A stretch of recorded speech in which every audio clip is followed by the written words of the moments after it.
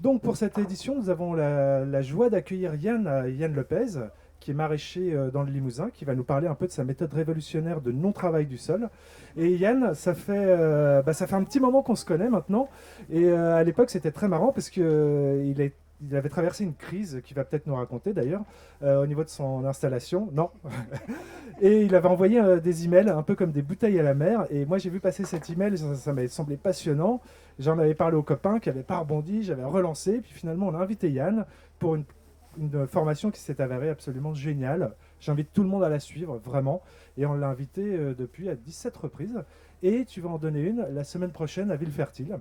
Et puis, tu nous en diras peut-être un peu plus sur tes projets d'avenir. Je laisse le mystère planer. Voilà, je te passe la parole, Yann. Merci. Et bonjour à tous. Bon, un grand merci à Christophe, je te renvoie là même, l'ami, pour le soutien, l'amitié, depuis toutes ces années, et l'invitation aussi aujourd'hui pour ici. Je suis très content d'être ici. Bon, alors j'ai 1 heure devant moi, je vous avoue que c'est pas évident, c'est quelque chose que je fais en 18 heures normalement. Là, condenser ça en 1 heure, c'est la première fois. Alors, on va voir ça. Je me présente rapidement parce que là, j'ai pas beaucoup de temps imparti. Donc, je m'appelle Yann Lopez, je suis maraîcher installé depuis une dizaine d'années en Haute-Vienne. Donc, pour vous situer, c'est à 30 km à l'ouest de Limoges. Ok. Donc, une ferme maraîchère en agriculture naturelle. Donc, agriculture naturelle, je vais vous expliquer un petit peu ce que c'est, d'où ça vient. Mais grosso modo, pour vous dégrossir le décor, je travaille tout seul sur 5000 m². Il y a 800 m² de serre, je fabrique tous mes plants, je fais la semence. Voilà, et puis c'est la vente à la ferme en panier. Donc, agriculture naturelle, ça nous vient de monsieur Masanobu Fukuoka, pour ceux qui connaissent ou pas, c'est ce monsieur-là qui est décédé aujourd'hui. L'auteur d'un petit livre vert qui m'avait bouleversé à l'époque, qui s'appelle La Révolution d'un seul brin de paille. Il en a écrit d'autres après, mais vraiment celui-là est particulièrement majeur. Et voilà, Masanobu Fukuoka, dans son livre, si vous voulez, il a eu une espèce de révélation, cet homme. Il était riziculteur, donc dans le Japon des années 70. Et il a décrété du jour au lendemain qu'il ne ferait plus aucun travail du sol, plus aucun apport de compost, ni de produits quels qu'ils soient, pas d'engrais, rien du tout, quoi. Voilà. Et quand j'ai lu ça, je dis waouh, c'est ça que je veux faire. Et donc ça fait 10 ans que je m'évertue à adapter l'agriculture naturelle de Fukuoka pour du maraîchage en France et en plus avoir une activité économique viable avec la vente de légumes. Voilà. Euh, Qu'est-ce que je devais vous dire là? Alors, j'ai reformulé l'agriculture naturelle de Fukuoka. Voilà, ça c'était ces 3 grands principes. Donc, j'ai dû adapter un peu plus et le pousser un peu plus loin. Avec donc un sol jamais travaillé et toujours couvert. Mais quand je dis jamais travaillé, c'est pas un coup de grelinette, pas un coup de fourchette, rien du tout, hein. Jamais. Aucun engrais, aucun compost, jamais non plus, zéro. Aucun produit, pas d'amendement, pas de purin d'ortie, pas de décoction de quoi que ce soit, pas de poudre de palimpinpin, il n'y a rien, d'accord. Pas de pesticides, ça va de soi, d'accord. Mais je ramasse même pas les limaces, ça veut dire. Voilà, la seule bestiole que je continue à tuer et de moins en moins, c'est le dorifort. Après, c'est terminé. Bon, après, je vais vous détailler ça hein, pour vous dire comment ça marche un petit peu. Pas d'OGM et pas d'hybride F1. Bon, OGM, vous voyez tout ce que c'est. F1, c'est un peu plus compliqué, je ne vais pas rentrer dans le détail. Mais si on se revoit, je vous expliquerai qu'on a de l'OGM en bio depuis au moins 40 ans. Voilà, désolé, je ne vous dirai pas pourquoi. Mais cherchez un petit peu sur la mutagénèse, c'est intéressant. Et l'autonomie en carbone, parce que ça j'y tiens beaucoup, parce que ce qu'on voit de plus en plus sur des fermes qui disent en non-travail du sol, c'est des apports massifs de matière carbonée extérieure. Donc il faut dépouiller 10 pôles pour habiller un jack, et c'est bien joli d'avoir un îlot tout vert, mais si c'est pour avoir un désert autour, c'est un non-sens. D'accord. Donc l'autonomie en carbone, j'y tiens. Et on va voir tout ça, comment je vais vous le détailler. Avant de vous expliquer la méthode à proprement dite, du mieux que je pourrais en peu de temps, il faut quand même qu'on s'entende sur 2-3 notions. Donc je vais vous parler un tout petit peu du sol, un tout petit peu de la nutrition des plantes, faire le distinguo entre fertilité et fertilisation, et ensuite on passera à la méthode. Ça marche? Oui. Ouais. Ok, alors juste pour qu'on s'entende, hein, c'est juste ça, parce que je ne vais pas entrer dans le détail comme Pascal l'a fait sur les mycorhizes et compagnie, mais là je vous montre une motte de terre, une petite motte de terre. Et la chose la plus importante que j'aurai à vous dire là-dessus, c'est que c'est un mystère. On ne sait pas comment ça marche. C'est le milieu qui concentre le plus de vie sur Terre. Et c'est de là, tout dépend de là. Tout tout ce qu'on a sur Terre, l'oxygène, la température, l'atmosphère, toutes les plantes, les animaux, tout dépend des premiers centimètres du sol et c'est un mystère. Les meilleurs agronomes, les pédologues de tout poil, ils peuvent vous parler pendant des heures du sol, mais en réalité, à la fin, quand vous grattez un petit peu le vernis, ils vous disent si on connaît 20% du sol, c'est maximum. Pour vous donner une idée, dans une cuillère à café de sol, 1 gramme de sol, vous avez 7 milliards d'êtres vivants, ils vivent tous en interaction. Vous pouvez mettre toutes les bécanes informatiques que vous voulez, les meilleurs chercheurs du monde réunis dans une pièce, ils ne peuvent pas vous expliquer comment fonctionne une motte de terre, c'est pas possible. Donc c'est de base, scientifiquement, il faudrait déjà qu'on s'entende là-dessus, qu'on reste humble en se disant on ne sait pas comment ça marche, d'accord? Donc on ne va pas y toucher et on ne va pas faire n'importe quoi. En 2 mots, quand même, le sol, pour vous dire ce que c'est rapidement, c'est entièrement fabriqué par la biologie. Vous avez d'une part l'humus, donc l'humus, c'est la dégradation de la litière, donc la matière organique, par la biologie du sol en surface. Tous les mots sont importants là. Dégradation de la matière organique en surface par la biologie du sol. Et ça fait l'humus. Okay, matière organique, c'est pareil. Vous avez ensuite les argiles, d'accord, la fraction minérale. Ça aussi, c'est fabriqué par la biologie du sol. C'est pas du minéral tout bête. C'est pas du quartz, c'est pas de la silice toute seule. C'est fabriqué par la biologie. C'est les racines et les bactéries qui attaquent la roche, d'accord, et qui forment les argiles. Ça, c'est dans le sous-sol. Et pour arriver à faire ce qu'on appelle le complexe argilo-humique, le sol du sol, la crème de la crème, d'accord, ça, c'est le mélange des deux. C'est le mélange de l'humus et des argiles. Les argiles sont remontées par la biologie du sol et mélangées avec l'humus, ok, et ça nous fait du complexe argilo-humique. Mais c'est la biologie qui le fait, les vers de terre notamment, mais il n'y a pas que. Donc le sol est entièrement fabriqué par la biologie du sol. Nous, on ne sait pas faire du sol. Et on le détruit. Nous, ce qu'on sait faire, c'est ça. Là, on est capable. Le reste, on ne sait pas. Donc, le milieu le plus riche, on ne sait pas comment il fonctionne, c'est un mystère, et on ne sait pas le fabriquer. Et on le détruit. Allez voir l'expo là qui est en face, les petits panneaux, c'est assez intéressant. Vous prenez, il y a des diagrammes, des tableaux, où on voit la planète Terre, elle est recouverte aux 3/4 d'eau, et le petit quart de terre qui nous reste, la moitié, c'est déjà du désert. Ça va très vite. Et on désertifie énormément. On désertifie 150 000 km² par an de terre. Et on déforeste 150 000 km² par an aussi pour pouvoir cultiver de la même manière. Donc ça va pas durer longtemps la blague. Ok, je continue. Ça, c'est Monsieur Gétrotule. Je vous parle de lui pour vous parler un petit peu de la nutrition des plantes. Ce monsieur était un agronome. Alors on ne disait pas agronome à l'époque, on est au milieu du XVIIIe siècle, d'accord? C'est l'inventeur du semoir à disque. Semoir à disque, vous ne savez pas ce que c'est un disque qui tourne, d'accord, qui met la graine à la bonne profondeur, à la bonne distance. Super. Et pour que sa bécane fonctionne bien, il fallait éclater les sols, mais en mode pulvérulent, vous voyez, en semoule, quoi, de tout petit. Okay. Et il disait, moi, vous mettez ma machine dans le sol, vous mettez la graine, il était contre l'utilisation du fumier, d'accord, et il disait, vous allez voir, les rendements, ils vont exploser. Et ça a explosé. Après, je vous dis pourquoi. Mais c'est important de comprendre. On est tous habitués à mettre du compost et des engrais dans les jardins. Après, je vous démolis le compost. D'abord, je vous explique comment ça marche normalement. Alors, Pascal vous en a déjà touché pas mal de cette histoire-là avec les champignons et compagnie. C'est une coopération. Je vais vous l'expliquer comme je l'explique aux enfants. D'accord? Comme ça sera plus simple. Oui. Mais une plante, elle ne peut pas se nourrir directement dans le sol. Okay, elle fait sa photosynthèse, ça elle sait faire. Okay, elle chope le CO2, la lumière du soleil, c'est gratos, et elle nous fait des hydrates de carbone qui sont des sucres. D'accord?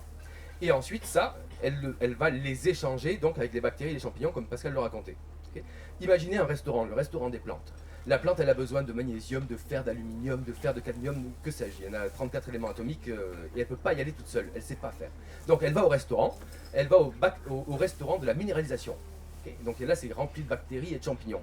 Elle fait toc toc toc, bonjour. Et là, il y a une bactérie qui l'accueille et qui lui dit bonjour madame la plante, qu'est-ce qu'il vous faut aujourd'hui? Ah ben aujourd'hui, il me faudrait un petit peu de magnésium, un peu de calcium, un peu de soufre, un peu de machin. La bactérie, elle va en cuisine, elle fait pour la 12, calcium, soufre, magnésium.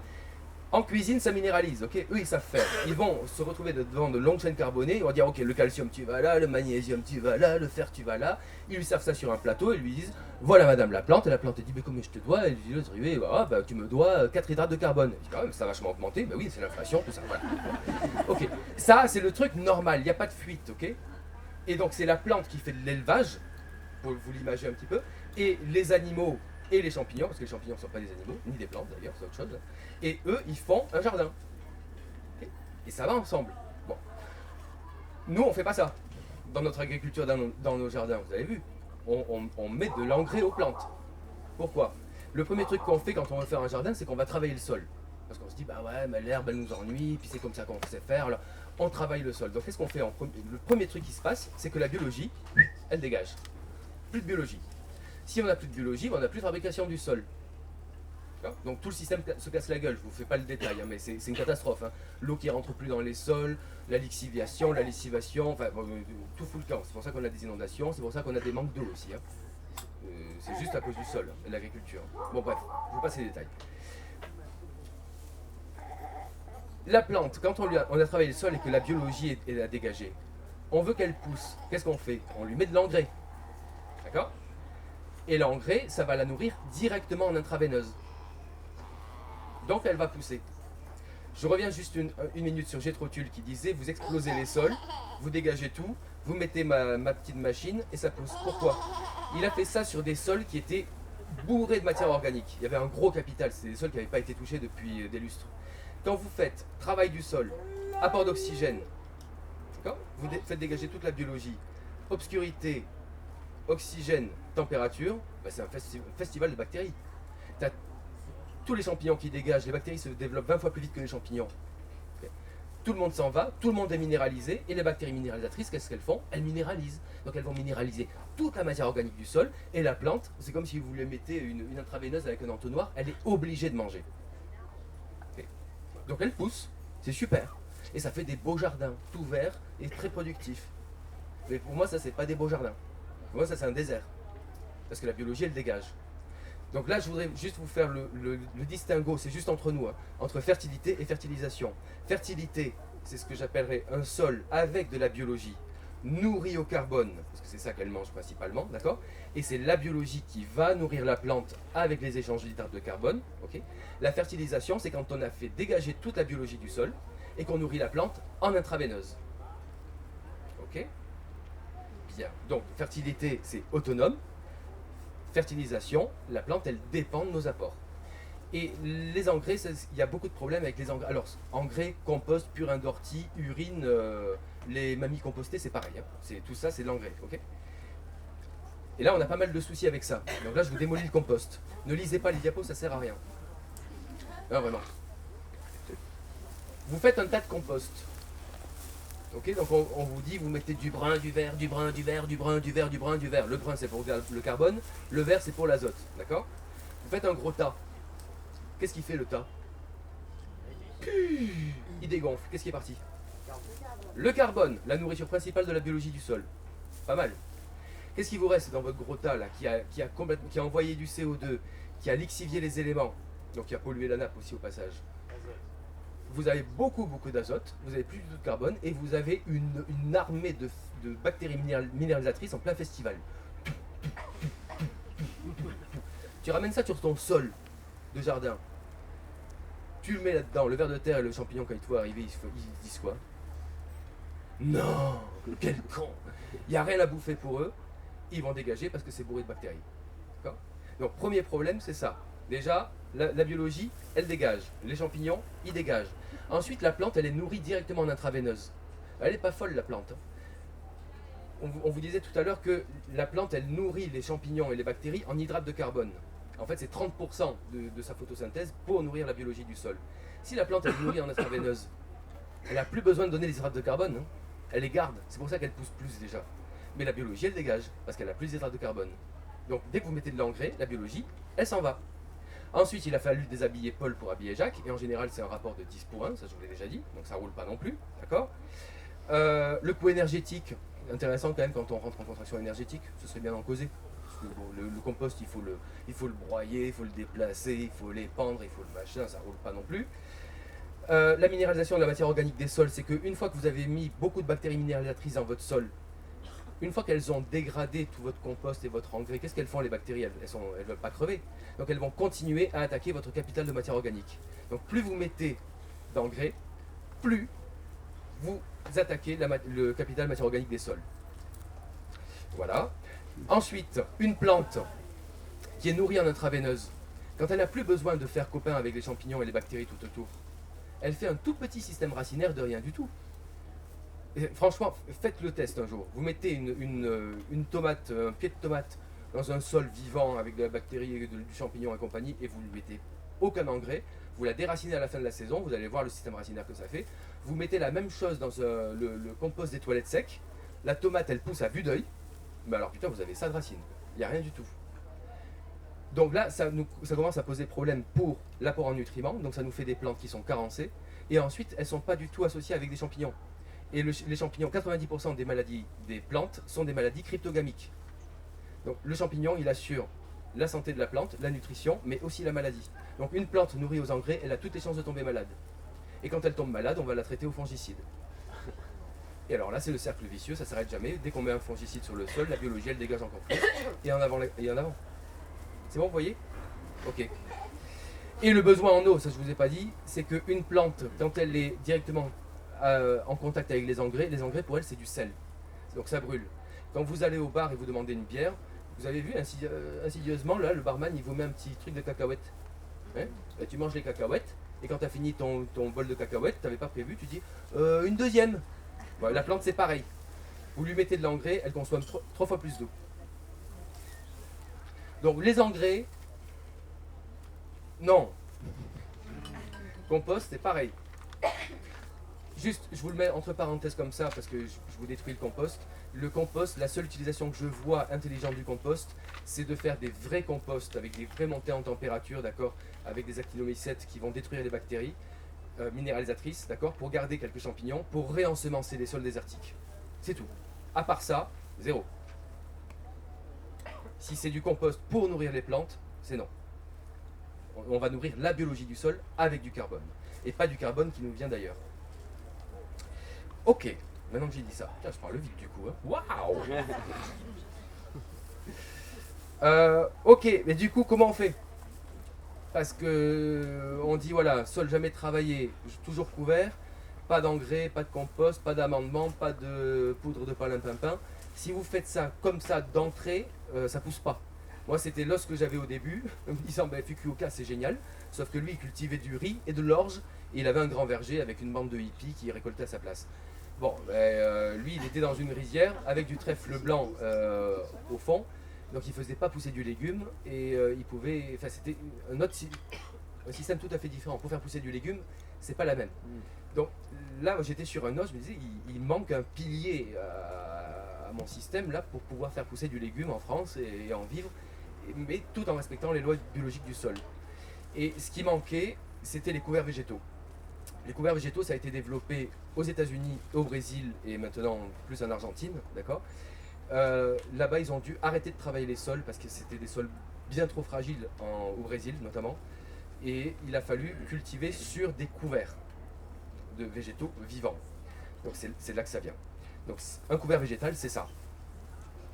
Donc pour vous la faire simple, c'est un mélange c'est principalement des céréales, donc c'est des annuels, uniquement des annuels, avec à très forte biomasse. Donc là, c'est un couvert d'été qui monte à 4 mètres de haut, avec des sorgho, chanvre, amarantes géantes, tournesol, sarrasin, vesses, voilà, et quelques légumineuses pour apporter l'azote. Parce que la légumineuse est associée avec une bactérie qui s'appelle le rhizobium, qui elle fixe l'azote atmosphérique et qui le donne à la plante. Donc si on détruit la plante avant le stade grain, donc le stade fleur, on a l'azote qui est disponible pour notre sol. Ok ? Donc ça c'est un couvert d'été avec beaucoup de sorgho, ça c'est du chanvre avec le petit au milieu. Et ce que je vais vous présenter ça du coup, on va parler des couverts végétaux. Donc là ce que j'ai trouvé c'était la technique, c'est de faire une rotation systématique, couvert végétal, légumes, couvert végétal, légumes, couvert végétal, légumes, couvert végétal, couvert végétal. Et de nouveau après les légumes. Voilà. Et ça permet d'avoir un sol qui est toujours couvert, avec des plantes très hautes, vivantes. Ensuite, c'est couché, les légumes sont semés et plantés au travers du couvert. Est-ce que j'ai une autre photo là? Attendez, non. Je vous présente ça. C'est bon? Les couverts d'hiver, c'est beaucoup plus bas. Ça monte à peu près à 2 mètres de haut, 2 mètres, 2 mètres 30. Avec du seigle, de l'avoine, de la veste, du pois, févrole, facélie, moutarde, radis daikon, il y a plein de bestioles. Et tout ça, ça va être détruit à fleurs. On va en parler. Donc, vite fait, le rôle du couvert végétal. Et après, je vous fais les inconvénients. Le rôle du couvert végétal, c'est déjà, primo, apport de carbone. Donc, quand vous avez des plantes à 4 mètres de haut, hyper denses, ouais, voilà, vous n'avez pas besoin d'aller apporter du foin ou de la paille de l'extérieur, vous produisez ça in situ directement, d'accord? Et vous n'avez même pas à les porter, juste vous les écrasez, ça reste sur place, c'est terminé. Bon. On va faire l'apport d'azote, je vous expliquais avec le rhizobium, je ne reviens pas dessus. Alors, piégeage des nutriments pour la culture suivante, c'est que ce sont des plantes qui vont envoyer un énorme système racinaire, d'accord, qui vont aller chercher très profondément les nutriments dans le sol. Elles en ont besoin pour pousser, mais on ne va rien exporter du tout. On va les détruire au stade fleur. Donc dès qu'elles sont au stade fleur, on les écrase par terre et ensuite elles vont se dégrader et les nutriments seront disponibles pour notre culture de légumes par la suite. C'est gratos. Création d'humus, ça c'est évident parce que dès qu'on arrête de toucher la biologie du sol, elle va dégrader la litière en surface et ça s'appelle de l'humus. Amélioration du pH, la biologie du sol fait du pH neutre. Un ver de terre, vous lui mettez un sol acide ou un sol basique, il le mange, ce qui va chier, c'est neutre. Donc il n'y a même pas besoin de faire d'apport calcique ou quoi que ce soit. Meilleure gestion de l'eau. Bon, ce serait vraiment un dossier à part entière aujourd'hui, on pourrait en parler. Mais vous savez qu'il pleut parce qu'on a des plantes. C'est pas, on croit qu'on a des déserts parce qu'il pleut plus, et en fait on a des déserts parce qu'il n'y a plus d'arbres. 70% de l'eau de pluie qui tombe sur la terre ne vient pas de la mer. Elle vient du sol et de l'évapotranspiration des plantes. Donc, je fais une petite parenthèse comme ça vite fait, ça veut dire que normalement si on ne veut pas rompre ce cycle magique, on a le droit de rendre à la mer que 30% de l'eau de pluie qui tombe. C'est pas ça qu'on fait aujourd'hui. Aujourd'hui, on a des sols tabassés, imperméables à l'eau. Okay, donc dès qu'il pleut, l'eau, elle reste en surface, elle lessive les argiles, elle lixive les nutriments, ça part à la rivière, on a des eaux boueuses, c'est pour ça, d'accord? Et on renvoie l'eau de pluie à la mer. C'est complètement débile. Au lieu de nous faire des méga bassines, qui c'est complètement fou, d'accord? Il ferait mieux de dire, bah, on arrête de travailler les sols. Tout simplement. Et là, vous n'avez plus de problème d'eau. Et on replante. Bon, bref. Donc avec ce système-là, vous avez un sol qui est toujours couvert avec une biologie, une structuration biologique et beaucoup de racines. Ben, l'eau, quand il pleut, elle rentre, quoi. Ça ne fait pas des flaques, d'accord? Bon. Effet désherbant. Bon, ça va de soi, parce que quand vous avez des plantes à 4 mètres de haut, en mode jungle, le petit rumex qui est en bas, il est là, il dit comment je fais, moi, pour pousser, j'ai pas la place. Voilà. Bon, c'est un sujet quand même, le désherbage. Hein. Je vous cache pas qu'il y a... Si j'avais un peu plus de temps, je pourrais vous en parler pendant des heures. Parce qu'il y a quand même un petit peu de job à piger. Nourriture, habitat pour les auxiliaires, bon, mais pas que pour les auxiliaires, pour tout le monde. Quand vous avez des plantes comme ça en permanence, que vous ne travaillez jamais, vous ne mettez jamais de pesticides, vous voyez le nombre de bestioles qu'il peut y avoir dans un jardin, c'est phénoménal. De toutes les couleuvres, les orvées, les insectes que je ne connais même pas, les papillons, tout le monde, c'est la tête. Structuration du sol en structure grumeleuse. Alors ça pour bien vous l'imager, vous voyez ce que c'est un seigle, un pied de seigle. C'est jamais qu'une tige de paille, d'accord, avec un épi au bout. Vous imaginez pas le nombre de racines que fait un pied de seigle. Juste un pied de seigle. Et je parle pas des poils absorbants et tout, juste de racines. Un pied de seigle, ça fait 600 km de racines. Et par mètre carré, vous en avez quand même plusieurs de pieds de seigle. Donc toutes ces racines, on va les laisser dans le sol.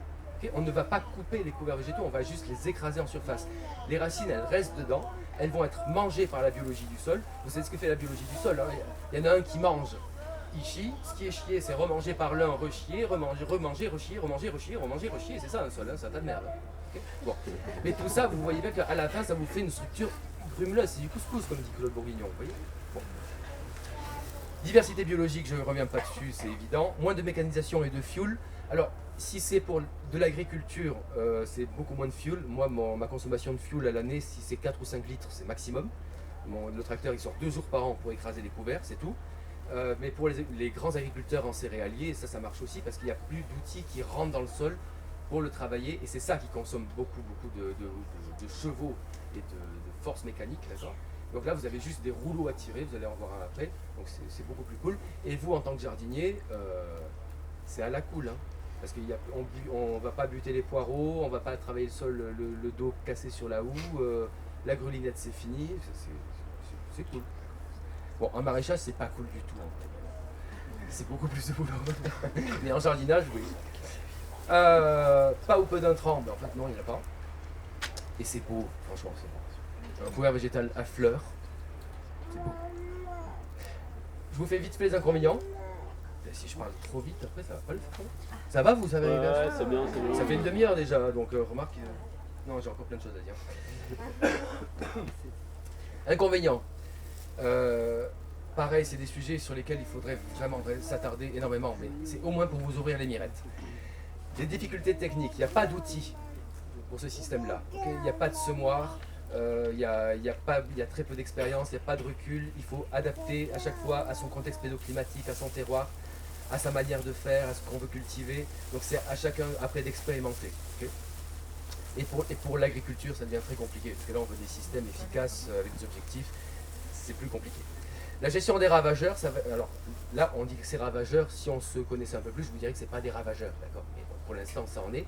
Mais là, vu qu'il n'y a plus du tout de produits, plus de pesticides et qu'on ne veut même plus les tuer, et en plus, normalement quand vous faites un travail du sol, vous créez un milieu hostile pour les bestioles. Là, tout d'un coup, les limaces, les campagnols, tout le monde, tu leur dis, t'es nourri, logé, blanchi et chouchouté à l'année. Donc il faut apprendre à vivre avec. Bon, des fois ça frotte, d'accord, mais c'est un gros dossier. Si j'ai un petit peu de temps, je vous parle des limaces après. Ah. Eh ben oui, quand même. Mais bon, réchauffement du sol plus lent, ça c'est un gros sujet. Parce qu'on apprécie beaucoup ici les plantes d'été, genre les tomates, les aubergines, les poivrons, les courges, les courgettes et compagnie. Ouais, sauf que ça, c'est des plantes qui sont adaptées à des climats beaucoup plus chauds que le nôtre. Nous, on a des gelées très tardives. Enfin, chez moi en Limousin, j'ai des gelées très tardives et des gelées très précoces. Et la tomate, quand je la plante, je lui dis dépêche-toi, je t'en prie, fais des tomates vite. D'accord? Et la tomate, normalement, quand tu la mets dans un sol qui est travaillé, nourri aux engrais, elle a de suite à bouffer et puis le sol réchauffe très vite et c'est parti, quoi. Moi, quand j'arrive fin mai et que je plante mes tomates, je prends le couvert qui est haut comme ça, je le couche, ça me fait un gros tapis épais sur le sol et ça fait un isolant thermique. Et le sol reste froid. Et là, la tomate, tu la mets au milieu de ça et tu lui dis, vas-y, pousse. Et là, la tomate, elle te regarde, elle te dit, ouais, comment? Tu m'as pas mis d'engrais, couillon. T'en voulais pas, tu m'as dit que c'était pas bien, t'as pas travaillé le sol, il réchauffe pas. T'as mis un isolant thermique sur le sol et la biologie, quand il fait froid, elle fait comme nous, elle reste sous la couette, elle travaille pas. Donc la tomate, elle te regarde, elle te dit, comment tu veux que je fasse? Donc il y a un gros sujet là-dessus aussi.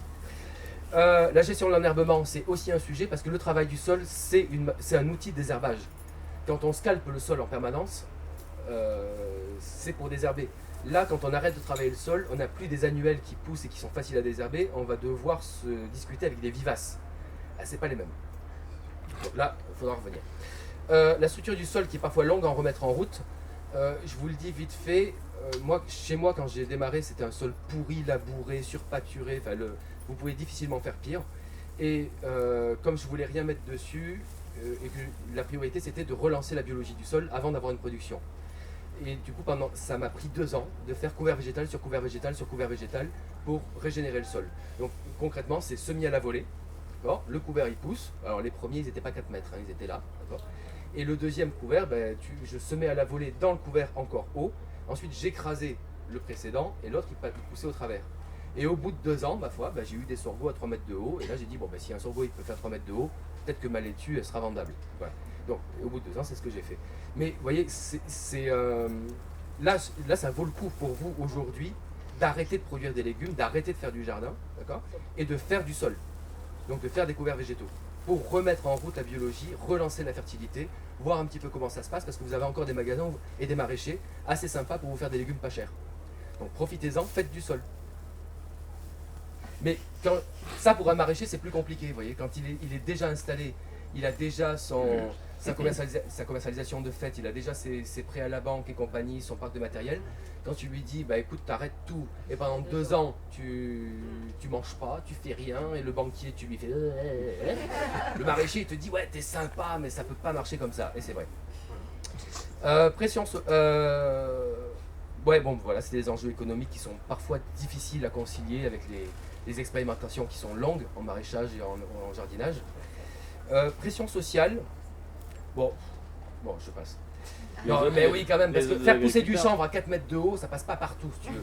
Et attirer toutes les couleuvres et campagnols du quartier, des fois, tes voisins, ils te regardent un peu méchamment. Bon, moi, je passe pour un clown, parce que je ne tombe pas. Les autres D'accord. Et que agriculteurs. je dis, voilà, tu vois le jardin, c'est sauvage. Je dis, ah, ouais. Et donc je suis un feignant pour tout le monde. Mais bon, en fait, non, c'est plus de boulot. Et le calendrier, c'est qu'il faut arriver à gérer, donc arriver à faire des rotations et un plan d'assolement qui inclut les légumes d'été, d'hiver, d'automne et de printemps, avec des couverts d'hiver, d'automne et d'été. Vous voyez, donc bon, ça, je ne vais pas vous apprendre ça en 1 heure, d'accord? Il faut gérer avec ça. Mais ça se fait. Ça se fait, mais ça s'apprend. Ok, ça c'est le rouleau faca. Donc faca, ça nous vient c'est portugais, c'est les Brésiliens qui ont fait ça. Donc pour écraser les couverts végétaux, faca ça veut dire couteau, mais c'est contre-intuitif. Ça ne coupe pas. Parce que ce sont des plantes qu'on a choisies pour leur agressivité et leur forte biomasse. Agressivité, ça veut dire que ça envoie. D'accord. Donc si on les coupe, la plante, ce sont des annuelles. Elles, son objectif, c'est de faire de la graine. Donc si on les coupe, elles vont taler. D'accord. Donc refaire des tiges depuis la base, là. Et refaire des graines, et nous ça ne nous intéresse pas parce que sinon elles vont se réensemencer et on va devoir désherber du couvert végétal. C'est pas une bonne idée. Nous on va pouvoir les détruire quand elles sont au stade fleur. Au stade fleur, la plante, toi tu crois qu'elle est pimpante comme tout, mais en fait elle est à son optimum de biomasse, elle n'ira pas plus loin et elle veut envoyer toute l'énergie aux graines. C'est sa priorité des priorités. Elle ne veut plus pousser, donc elle inhibe son plateau de talage. Et là elle est vulnérable, sauf si on la coupe. Mais si on la blesse à plusieurs endroits, donc c'est le rôle du rouleau, elle n'a pas l'information d'être coupée, elle ne va pas taler et elle va mourir doucement. Oui, c'est cruel, je sais. Ça, c'est la version maraîchage. Bon, après, vous avez des rouleaux faca de 5 mètres de long pour les céréaliers. Pour les jardiniers, il y a la planche faca. Donc, c'est jamais qu'un tasseau de bois avec une cornière métallique et 2 cordes. Et vous écrasez le couvert végétal avec ça. Si jamais on a le temps, je vous montre une vidéo. D'accord? J'ai le temps ou pas, tu crois? Ouais, j'ai ça. Allez, chiche. C'était pas prévu, hein, vous êtes gâtés.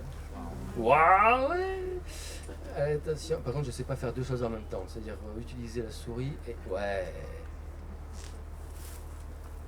Donc ça, c'est un couvert d'hiver qui est couché par une équipe de jardiniers avec des planches. Et ça va assez vite. Donc là, c'est principalement du seigle que vous voyez, mais à l'intérieur, il y a de l'avoine qui est plus basse, donc vous ne verrez pas la voir, de la vesse, du pois, de la févrole, la facélie, moutarde et trèfle incarnat. Voilà, ça c'est la composition du mélange d'hiver. Et ça se paie, il ne faut pas forcer non plus comme des brutes. Hein. Il faut repasser qu'une fois. Enfin, faut Au tracteur, c'est une fois. Ouais. Là, à la planche, Tu retournes. une fois, c'est si t'es bon, une fois. Sinon, 2 fois, mais c'est pas le bout du monde. Okay.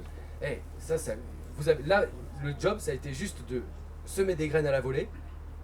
Bon, ça s'apprend pas en 2 jours, mais c'est juste semer à la volée et écraser des plantes, c'est tout. Hein. Ça remplace tout le travail du sol, tous les apports de compost, tout. Quand tu sèmes à la volée, ton sol, ça travaille. Ah bah non, non, non, jamais. Ah non, non, non, jamais, jamais, jamais. Si, la première Il est travaillé par la biologie, si tu veux. Mais la première fois, La première fois. Non, non, non, non.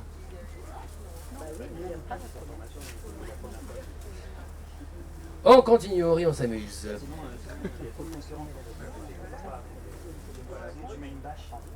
Si après il nous reste du temps, on rentre dans les détails. Mais là, il faut que j'avance.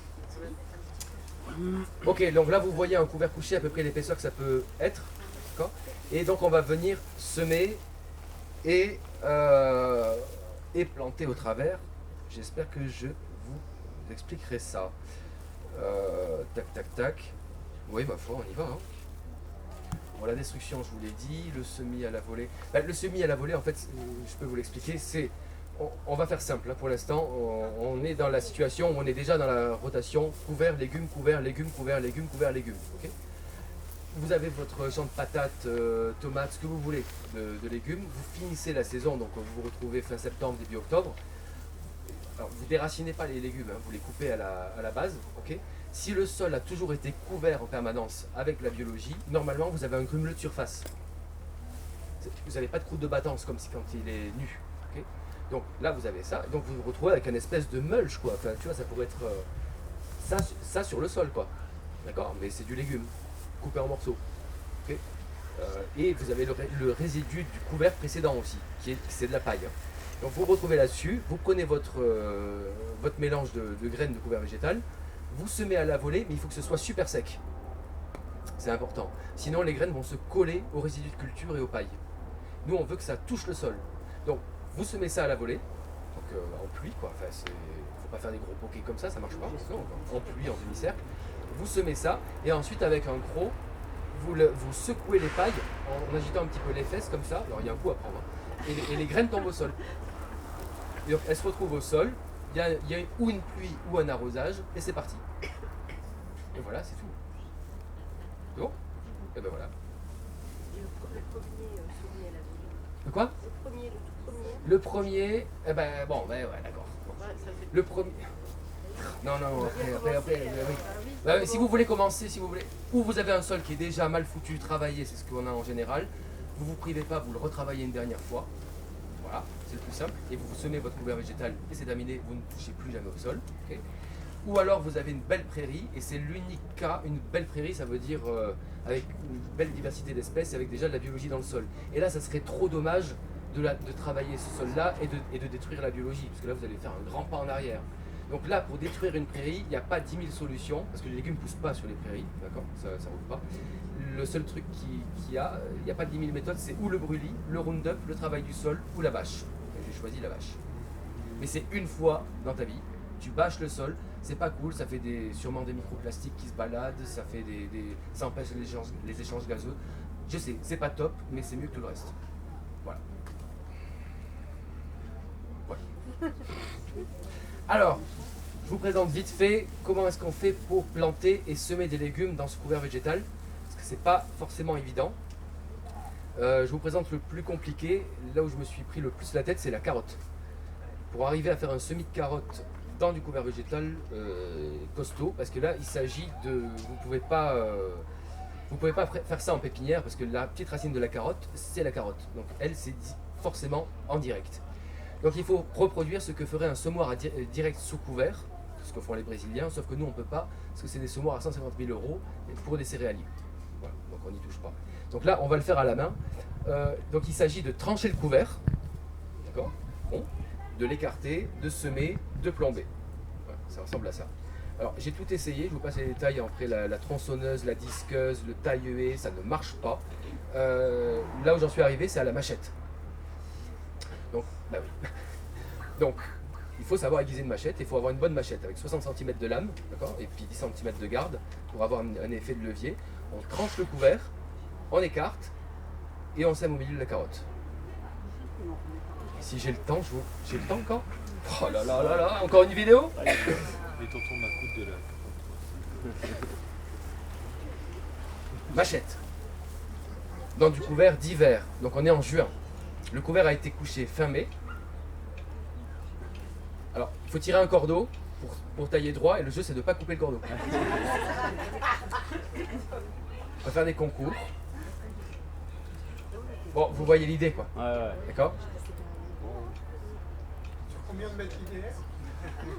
Ben, là, moi, là, j'en fais... Attends, combien? 1, 2, 3, 4... Non, 1, 2, 3, 4, 5, 10... là j'en fais moins, mais jusque-là, j'en faisais 1 km. C'est chaud. Hein. Quand tu montes ça à un maraîcher, il te dit non, t'es con, quoi. D'accord, tu arrêtes tes conneries, ça ne marche pas. Pour faire de la carotte à 2,50 le kilo, il y a un moment... Bon.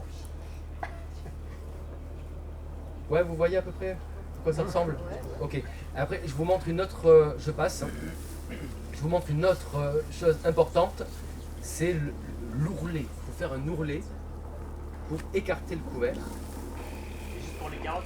Alors ça, c'est une autre technique un peu plus barbare. C'est la scie sabre. D'accord? Alors, c'est moins sympa. Ça vibre, ça fait du bruit, mais ça va plus vite que la machette.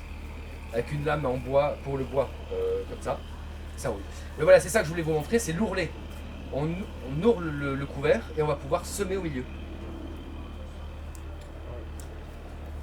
Bon, moi je fais ça que pour la carotte et le panais, hein, parce que c'est trop de travail. Le reste, je le fais autrement. Mais ça marche pour tout. Les salades, les navets, la betterave, l'épinard, on peut tout semer comme ça. Mais c'est trop de travail. Elle n'y arrive pas, tu vois. Là, la machette, c'est pas pour tout le monde. J'ai dit, je peux pas. Voilà, non, elle peut pas. Ok, on continue. Tac. Diapo active. Tac. Donc voilà, là vous voyez un profil de petites tranchées. Vous voyez pas très bien, mais alors c'est des planches de 1 mètre de large et 50 mètres de long. Okay. Et de chaque part, il y a une ligne de carottes de chaque côté de la ligne. Et au milieu, il y a des légumes divers, donc du poireau, de la betterave, du radis noir, du rutabaga, ce que vous voulez. Je vous montre la succession. Donc là, vous voyez le poireau qui a démarré, la betterave qui reprend, et on ne voit pas encore la carotte, on la devine à peine, qui commence un petit peu sur les bords. Vous voyez? D'accord. Ça c'est la photo suivante. Là on est où on est là? On est en fin juillet, je crois. Où là on voit bien les lignes de carottes et les betteraves au milieu et les poireaux. Vous voyez? D'accord. Voilà. Et alors les betteraves, les poireaux, ça a été pour la plupart c'est préparé en pépinière. D'accord. Donc je fais des plants en pépinière et ensuite c'est repiqué directement dans le champ. Donc il faut écarter le couvert, enfoncer la motte dans le sol et c'est fini. Voilà. Et voilà, ça c'est la photo d'après, on ne voit plus rien, tout est recouvert et c'est compliqué de marcher dans les allées. Voilà, ça c'est des choux. Alors, il y a d'autres techniques aussi qu'il a fallu développer, par exemple pour la pomme de terre, où c'était un petit peu compliqué parce que les pommes de terre ne sont pas enterrées, il n'y a pas de travail du sol, donc elles ne seront pas butées, rien du tout. Donc ce que j'ai fini par trouver, c'est d'avoir le couvert végétal d'hiver, donc fin mai, qui est à peu près par là, le seigle surtout, qui est haut. Et là, je fais un semis à la volée de patates dans le couvert végétal. Alors il y a un coup à prendre, parce qu'il faut avoir 5 patates au mètre carré. Donc voilà, tu mets sur le bord comme ça, tu jettes une patate à 5 mètres, une patate à 4 mètres 50, une patate à 4 mètres, une patate... Voilà, après je me décale de 50 cm et je refais la même chose, 5 mètres, 4 mètres 50, 4 mètres. Et à la fin, je me débrouille pour qu'il me reste assez de patates dans le seau. Et alors là, tu jettes tout. Et là, quand le voisin te voit passer, tu dis, tu fais quoi? Tu fais non, rien. Et après, c'est assez sympa parce que voilà, le semis de patates, ça va super vite. Et après, par contre, c'est la seule culture qui n'est pas autonome en carbone. Là, pour le coup, je contreviens à ce que je disais au début, parce que elle, si vous voulez, quand elle voit les UV, elle verdit, elle se charge de solanine, c'est son moyen de défense, et là, elle devient toxique. Donc, et la couverture de couvert végétal qui est toujours là, même à la fin de la saison, à la fin, elle est toute petite parce qu'elle s'est fait dégrader par la biologie. Et ça suffit pas pour empêcher les UV de toucher la patate parce qu'elle n'est pas enterrée. Donc, la patate, c'est le seul légume où il faut rajouter ça de foin ou de paille par-dessus. Et c'est pour ça que j'en fais pas beaucoup, parce que pour moi, c'est un légume de luxe, du coup. D'autant que c'est la seule, voilà, c'est la seule culture qui m'oblige à tuer encore le dorifort, mais peut-être plus pour longtemps. Voilà, ensuite, qu'est-ce qui restait que de... Non, voilà, après les grosses graines, type haricots, fèves et compagnie, c'est dans la couverture. Donc juste vous écartez comme ça, vous faites un trou, vous enfoncez la graine, c'est fini. Donc cool. Et là, le dernier truc que je m'amuse à faire depuis 2 ans, c'est du semis à la volée de légumes. Alors là, ça devient sexy. Ah bah oui, et notamment du semis à la volée de carottes.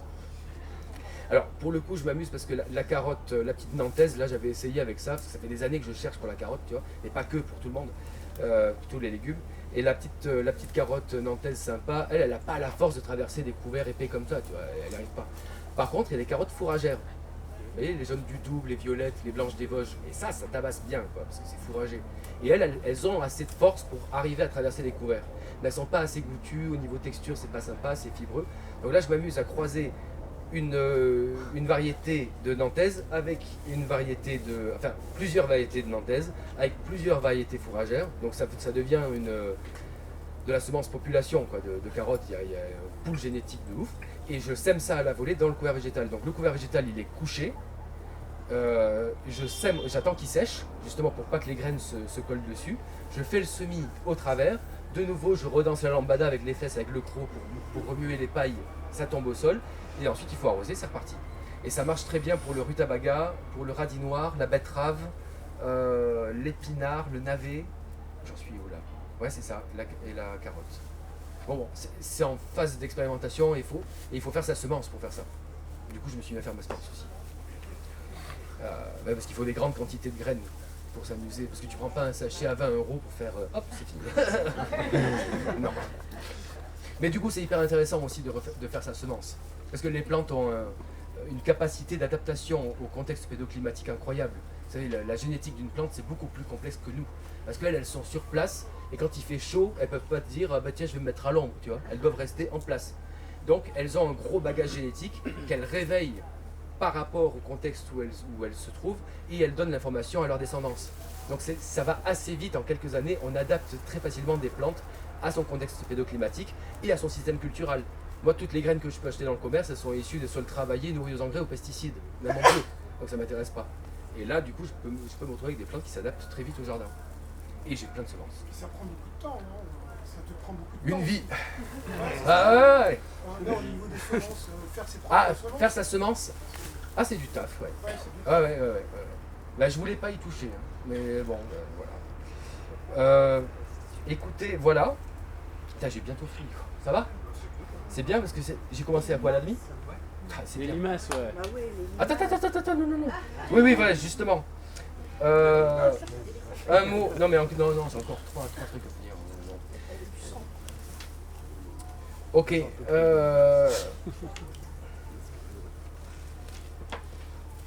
Ouais, allez, un mot. Un mot sur les bestioles qu'on appelle ravageurs et sur les maladies. Parce que je vous ai dit au début, voilà, pas de pesticides, pas de biocides, on ne tue pas les bestioles, quelles qu'elles soient, et on ne traite pas contre les maladies. Et moi j'ai pas de maladie au jardin. Enfin, vous si j'en ai, c'est un tout petit peu et c'est pas un problème. Mais il faut comprendre pourquoi. Et pour ça, je voudrais un petit peu vous retourner le cerveau, en commençant par la limace, si vous voulez bien. Parce que au début, moi, quand j'avais travaillé en maraîchage avant ça, et puis j'étais jardinier, et comme tout le monde, je tuais les limaces. Et alors, on a tout pour tuer les limaces, hein. Le phosphate sphérique, là, c'est de pesticides bio, phéramol, le luxe, là. Les cendres, on les coupe en morceaux, enfin, on les ramasse, on leur met la misère. Ouais, mais vous avez vu, enfin, on a beau leur mettre la misère, leur mettre des sols tout nus, passer au lance-flammes avec des pesticides et tout, la bestiole, elle est toujours là. Enfin, tu vois, l'emmerdeuse, tu vois, le gastéropode, vous savez, gastéropode, c'est estomac sur pied, hein, l'étymologie, c'est pas pour rien. Et le truc, il est toujours là, c'est incroyable. Et alors moi, je me suis dit, bah voilà, je veux plus tuer les limaces, je veux plus tuer les animaux, parce que non, ça suffit, quoi. Et du coup, couvert végétal couché. Bon, je vous passe les détails, mais au début, je savais pas du tout où je foutais les pieds. Mais en fait, les limaces, je me suis aperçu qu'elles ne s'attaquaient plus aux légumes, et elles mangent le couvert végétal. Ouais, mais en fait, c'est tout à fait logique. C'est que le plat préféré de la limace, c'est de la plante en décomposition ou malade. D'accord ? Donc, ce truc-là, ça doit dégager. Si dans ton champ, dans ton jardin, tu n'as mis que de la paille sèche, elle ne mange pas ça, et que tu as repiqué tes petites salades au milieu, la limace, elle est dégoûtée, elle te mange tes salades, et toi, tu es dégoûté aussi parce qu'elle t'a mangé tes salades. Mais il y a une incompréhension mutuelle là. Okay ? Donc, si la limace, elle a à manger, pas de problème. Pour moi, elle a ou le couvert végétal, ou alors je lui sème de la moutarde. Elle adore la moutarde. Donc régulièrement, je lui sème de la moutarde qu'elle mange. Et quand la moutarde est assez haute, ben hop, je la fauche petit à petit, et puis elle continue à manger la moutarde. Et c'est assez merveilleux. Et la limace, pour moi, ça a été un grand déclic. Parce que c'était la grosse bestiole qui posait problème. Je peux pas. Ça a été le déclic dans le sens où je me suis dit, bah ouais, mais si ça marche pour la limace, peut-être que ça va marcher pour toutes les autres bestioles. Et c'est le cas. En fait, toutes les autres bestioles, on les considère comme des nuisibles, ou des ravageurs, ou des trucs, des pathogènes et des machins. Pas du tout. Les insectes, les animaux en général, pour moi, ce sont les gardiens du temple, si vous voulez. Une plante qui n'est pas adaptée à son biotope, à son contexte pédoclimatique, qui est malade, qui est carencée, qui n'a rien à faire là, elle doit crever. Elle ne doit pas faire des petits. Donc le rôle de ces bestioles-là, c'est de dire, ben non, mais toi tu t'en vas. Toi tu dégages. T'as rien à faire là. Et nous, on est assez cons pour dire, non, on va tuer les bestioles, et puis on va manger des plantes. Enfin, c'est complètement con, quoi. Et les maladies, c'est exactement la même chose. On va considérer le mildiou de la tomate, par exemple, comme un pathogène qu'il faut absolument se débarrasser. C'est pas vrai du tout. Enfin, c'est complètement con comme idée. Nous aussi, enfin, le corps humain, on héberge une quantité de pathogènes absolument incroyable. Si vous savez, on a 200 espèces de champignons sur le visage. Et les talons, je vous dis pas. C'est un truc de fou. Mais on a plein de pathogènes. On est bourré de virus, on est bourré de champignons pathogènes. Il y a une grosse, plus de la moitié de la population française qui est porteuse saine du staphylocoque doré. La seule question à se poser, c'est pourquoi est-ce qu'on développe le staphylocoque dans certaines circonstances et pas dans d'autres ? D'accord ? Le mildiou, il est là, il est dans l'air, il est dans les sols, il est partout. La question à se poser, c'est pourquoi est-ce que la tomate va le déclarer ou pas. Mais quand vous avez un sol qui a été vidé de sa biologie, et notamment son activité fongique, le sol, alors désolé pour l'anthropomorphisme, je ne suis pas dans un trip où le sol veut ou ne veut pas, donc vous traduisez, parce que là je vais dire le sol veut, quand faites comme vous pouvez. Donc le sol ne veut absolument pas avoir une tomate qui pousse sur un sol qui n'est pas fertile. S'il n'y a plus la biologie du sol, le sol n'est pas fertile. Aucune raison de faire pousser une plante qui va consommer beaucoup de sucre, d'accord, sur une vitesse record. Là, il faut que ça dégage la tomate. Donc, qui va venir en premier pour dézinguer la tomate? C'est le mildiou. C'est normal. Et nous, on est assez cons pour mettre un fongicide bio. Tiens, pourquoi? En plus, il y a des fongicides en bio, vous savez ça, hein? Le bio est rempli de pesticides. Hein. Ouais. Okay, même si vous faites un fongicide de Purenprel en biodynamie avec le vortex en crachant dedans, ça reste un fongicide. Hein. Okay, c'est bio. Donc, vous enlevez tous les champignons de la plante, vous détruisez tous les champignons du sol, vous faites le vide sanitaire, le premier qui va revenir, c'est qui? Le pathogène. Et si vous ne me croyez pas, vous rentrez ce soir à la maison, vous passez le visage à l'eau de Javel, pour faire propre. Et vous voyez ce qui pousse. Le sol, c'est pareil. D'accord? Donc, il faut arrêter de considérer les bestioles comme des ravageurs, des nuisibles. Ils ne le sont absolument pas. Ni les maladies et les pathogènes comme quelque chose comme un ennemi. Il n'y a pas cette dichotomie de bien et de mal, d'auxiliaire et de pathogène. Ça, c'est de la foutaise. On a inventé ça. Okay, nous, ce qu'on doit retravailler, là, c'est repartir du sol, de base, retrouver une fertilité des sols, retrouver la biologie des sols, réapprendre à la refaire avec les couverts végétaux et arrêter complètement les pesticides. Une des dernières diapos que j'ai pour vous montrer, c'est ça. Peut-être que vous connaissez ça, c'est les limites planétaires. Vous les voyez, on les a quasiment toutes dépassées. Hein. Toutes. La pollution, l'érosion, désertification, anéantissement du vivant. Parce que là, ça s'appelle l'érosion du vivant, mais en réalité, c'est un anéantissement du vivant. Donc là, il va falloir quand même passer un petit peu à la vitesse supérieure si on veut continuer à vivre sur cette planète. Et ça veut dire déjà l'impact de l'agriculture et du jardinage est énorme. Donc continuer à travailler les sols, c'est faire encore de la désertification.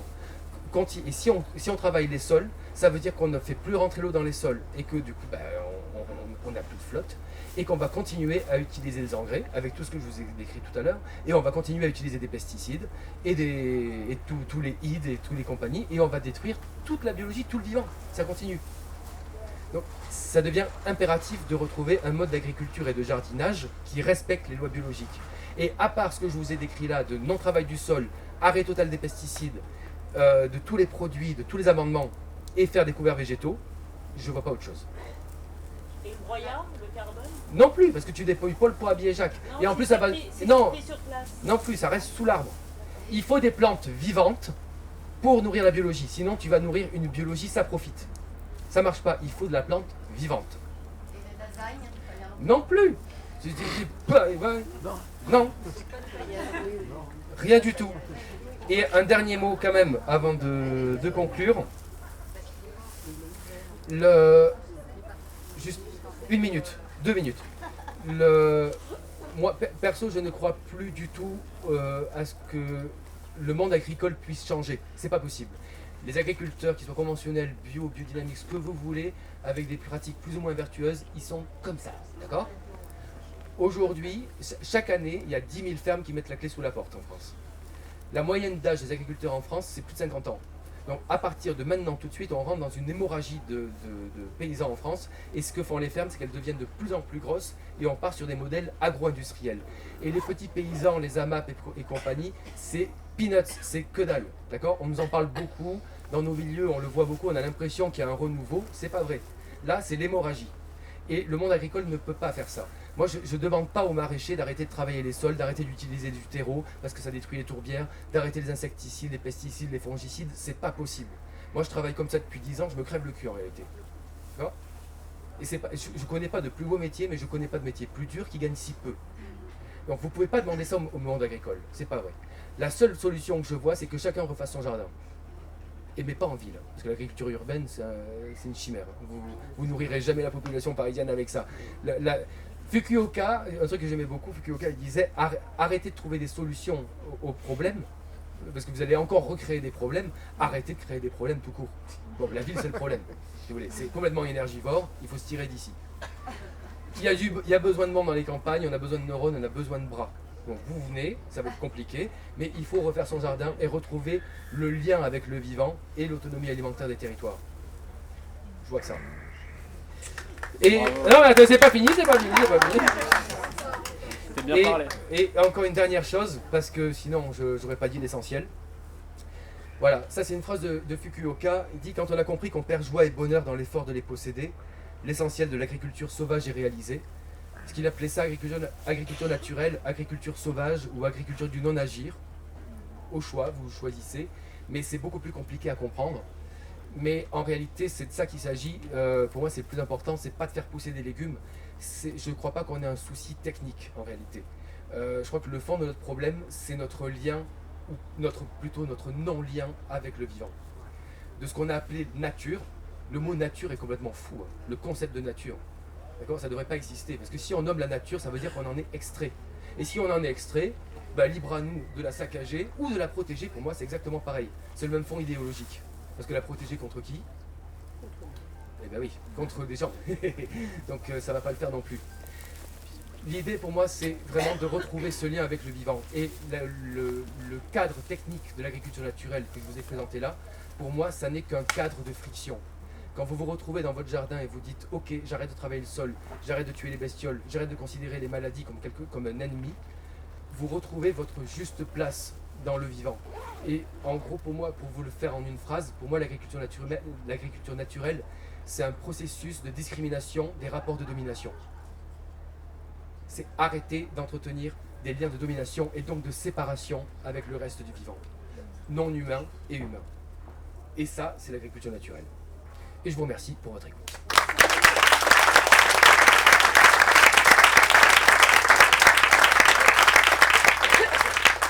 Pour finir, je vous disais donc, week-end prochain, je suis à Villefertile, c'est à Vincennes, pour une formation de 2 jours, où tout est détaillé. Et cette année, j'ai levé le pied en production légumière pour écrire un bouquin, parce que ça fait 10 ans, donc je voulais synthétiser un peu tout ça. Et ben voilà, il va sortir en fin d'année ou début d'année prochaine. Et ça va s'appeler Les Jardins Sauvages, manuel d'agriculture pour une autonomie vivrière.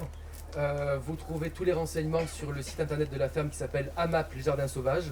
Il y a mon numéro de téléphone sur le site. Vous ne m'appelez pas. Non, sérieux. Vous m'écrivez un mail à la rigueur et vous ne vous offusquez pas si je réponds pas, c'est pas possible. Et voilà, il est en précommande actuellement. Donc il y a juste un petit mail à m'envoyer avec votre nom et puis c'est bon. Voilà, des questions si vous voulez. Il nous reste 10 minutes maximum de questions-réponses. Wouh. Donc, monsieur a levé la main le premier et ensuite c'est monsieur là-bas. Voilà. Vous nous avez exposé beaucoup de choses bien intéressantes. Il y a juste un point sur lequel vous n'êtes pas revenu et pour moi c'est un peu essentiel. Qu'est-ce que tout ça devient avec les dérèglements et bouleversements climatiques? Je sais pas. Ah bon. Bah non. Si vous voulez, je vois pas autre chose comme moyen, comme système culturel pour restocker du carbone, pour arrêter de tuer le vivant. Par contre, le dérèglement en cours, personne ne sait ce qui va se passer. Par exemple, on a 80% des insectes volants qui ont disparu en Europe. Quand vous demandez aux meilleurs entomologistes du Muséum d'histoire naturelle, on dit bah alors qu'est-ce qui se passe quand tout ça ils sont crevés? C'est quoi les chaînes? Qu'est-ce qui se passe quoi? Bah ils savent pas. On connaît pas la biologie. On connaît pas la biologie des sols. On connaît très peu les insectes. On connaît pas les champignons. Donc on sait pas ce qui va se passer. Ouais. Mais c'est plutôt chaud là. Ouais. Voilà nos invités. Ouais. Du coup, tu fais comment pour l'irrigation? Aspersion. Aspersion? Ouais. C'est dans l'idée, j'ai béné tous les gouttes à gouttes. Parce que le goutte à goutte, si tu veux, l'idée du goutte à goutte, c'est d'arroser la plante en direct. Donc là, c'est abreuver des animaux, donc la biologie du sol. Et si eux, ils ont à boire, alors la plante a à boire Donc aussi. installe, désinstalle, installe, désinstalle, installe, désinstalle. Non, c'est installe tout court parce qu'il y a plein de haies d'arbres dans le Marèche. Donc ça reste sur place. Voilà. Mais pour vous donner une idée au niveau de l'arrosage, c'est important. Ne pensez pas que c'est une bonne chose de faire des économies en eau. C'est-à-dire que si vous remettez la biologie dans les sols, vous remettez des plantes, et notamment il va falloir planter des arbres, ok, au milieu des légumes aussi, mais pas n'importe lesquels, mais je n'ai pas trop le temps de détailler. Si vous ne mettez pas d'eau du tout, la biologie ne pourra pas se développer. Donc les premières années, il va falloir profiter d'avoir encore la ressource énergétique et d'eau encore disponible, quand elle est là, pour relancer la biologie des sols. Quand vous aurez une structuration du sol biologique qui est refaite, si vous avez la chance d'avoir des argiles et des complexes argilo-humiques qui retiennent 30 fois leur poids en eau, d'accord, et une structuration profonde avec la biologie, alors un jour vous pourrez peut-être prétendre vous passer d'eau. Mais se passer d'eau dès le départ, c'est pas vrai. Pour relancer la biologie des sols, il faut de l'eau.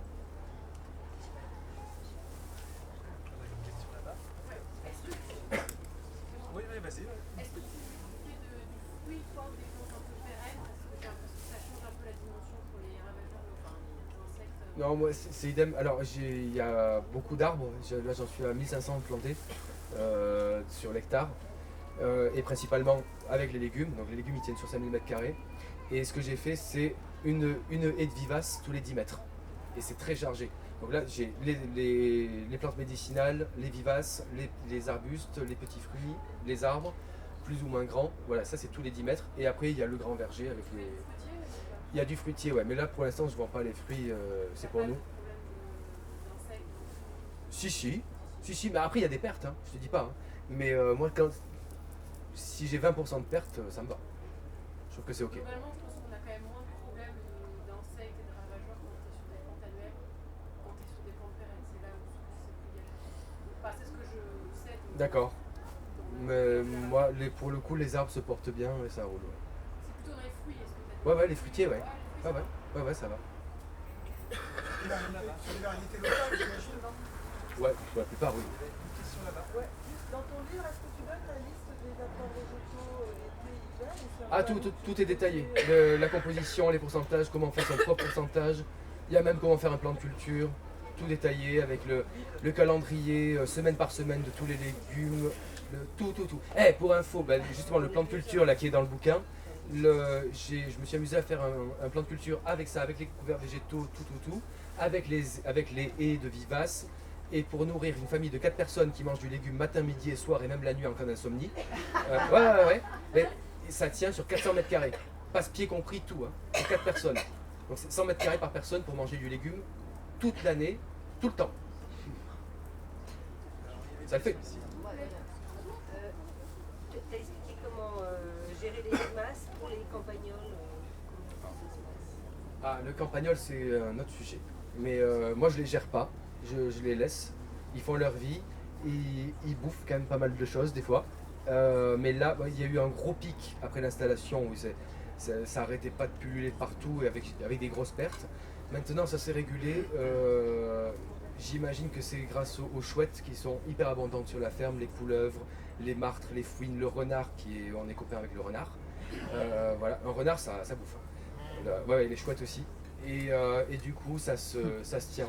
Mais ça c'est une bestiole qui est quand même un peu particulière dans le sens où c'est pas un animal sauvage à proprement parler. C'est plutôt un commensal ou un animal domestique si vous voulez, parce que un commensal c'est qui mange à notre table. Ce sont des animaux qui suivent les activités humaines un peu comme les pigeons en ville quoi. Vous mettez un pigeon de ville en forêt et le pauvre il tient pas une minute quoi. Bon les campagnols, les étourneaux, les moineaux, c'est un peu le même truc. Donc là c'est plutôt nous qui sommes responsables de leur prolifération. Et du coup là j'essaye d'inviter tous les copains dans les villages autour pour qu'on passe tous notre permis de chasse, pour qu'on arrive à voter dans les associations pour interdire l'abattu au renard. Une dernière question. Ouais, c'était un peu effrayant quand t'as dit moi je crois plus du tout à l'agriculture, il n'y aura pas de transition, Ouais. en fait ça va pas être fait. Quand on a un modèle comme le tien, enfin moi je connais des gens vers chez toi qui te connaissent très bien, et genre en gros quand t'as un modèle comme ça tu peux pas le proposer à la Confédération Paysanne. Non. Ils en ont strictement rien à foutre. C'est pas qu'ils en ont rien à foutre, mais pour te la faire simple, tu dis un maraîcher qui veut s'installer, le maraîcher qui est déjà installé, je dis c'est mort. Parce que lui, il a déjà son crédit à la banque, son parc de matériel, sa commercialisation et tout. Lui, si tu lui dis pendant 2 ans tu fais plus rien, et ensuite tu pars sur un système encore plus aléatoire, encore plus dur physiquement, et sans l'aide des machines, c'est la mort quoi. Et pour le jeune qui veut s'installer, tu lui dis déjà le maraîchage c'est dur, et là tu vas mettre la barre encore plus haut. Bon, franchement, il faut arrêter de déconner quoi. Donc je trouve que c'est même pas souhaitable. À part quelques Indiens motivés, tu vois, qui vont y aller, mais c'est tout. C'est pas vrai. C'est trop dur. C'est trop dur et ça peut pas être généralisable. C'est pas possible.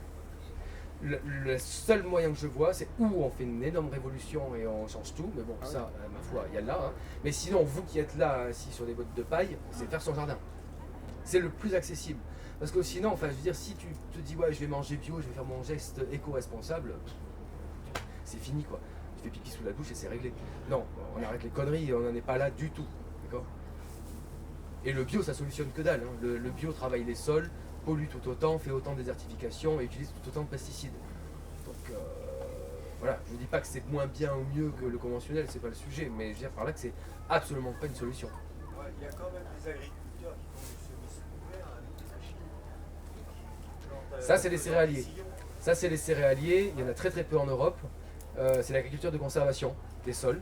Ça se fait beaucoup au Brésil.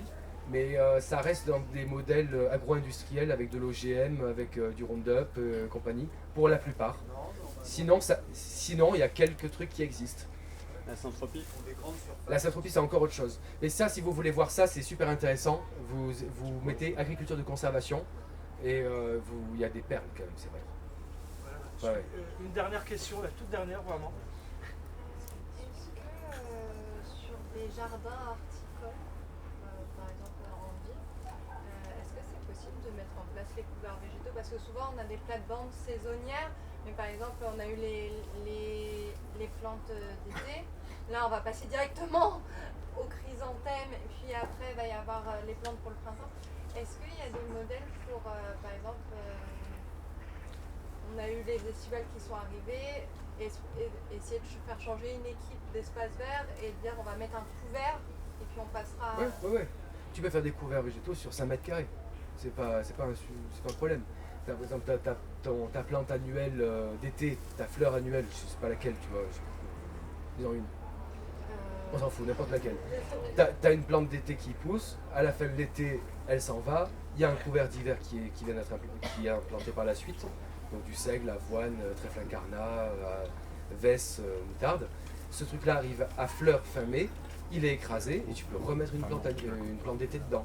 Ou alors c'est avec des couverts d'été, tu vois, des champs, des sorgho qui sont détruits à la fin de l'été et là à l'automne tu installes une plante d'hiver. Par contre ça ne marche pas avec les vivaces. Ça c'est que avec des systèmes d'annuels. Pour les vivaces, il faut les mettre à part. Un grand merci à Yann. Merci. Je suis désolé.